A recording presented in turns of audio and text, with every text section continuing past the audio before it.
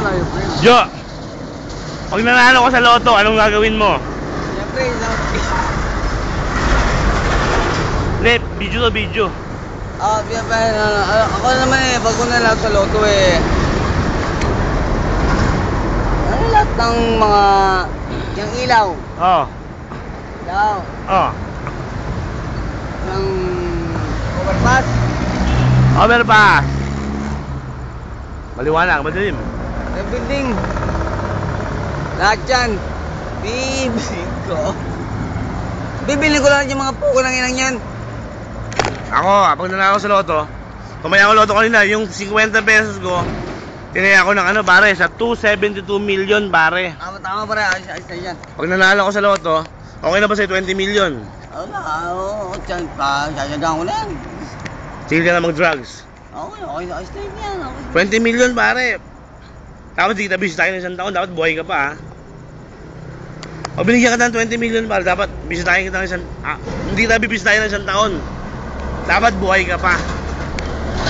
Oo, pre, walang problema sa akin. Ako pa. Hindi ako payag. Namamatay kakit ako. Pag tumama ako ng 272 million, bigay ko sa kanya 20 million. Yung 10 million, bigay ko kay Emil. Pa-opera ko ng ano, pare, transplant, kidney, para mabuhay yung kumpare ko. Tapos, bibigyan ko ng tag-ano, pare, tag 200,000 yung mga kamag-anak ko. Lahat. 200,000 Tita Bel, Tita Flor, Manong, Manang, Tita Connie, Ditche.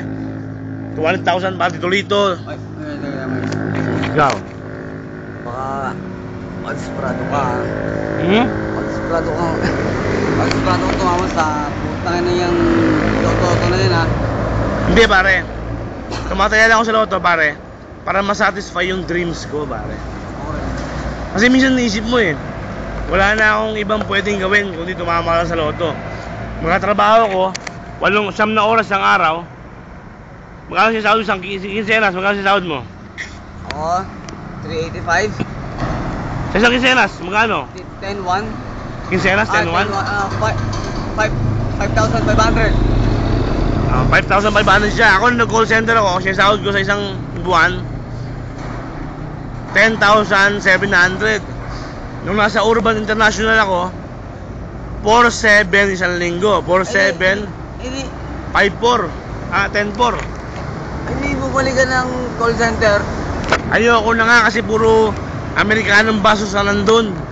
Kahit na, kung for the para lang sa trabaho natin, tanggapin natin lahat.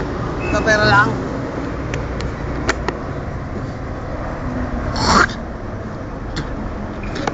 Bukas mag-apply ako bukas call center sa Itel. Sana may sahod si Jenny para mapadala niya ako panggas. Yes, ito. Merong call center dyan sa Teletech. Sablay para yung babasahod 10,300. Kahit na. Apply lang ako sa inyo. 5,500, 11,000 isang buwan. Doon 10,300 lang. Oo, tsaka lang mo na uwi. Meron ba bang bakan sa inyo? Wala. Wala? Pwede ako pare sa marketing.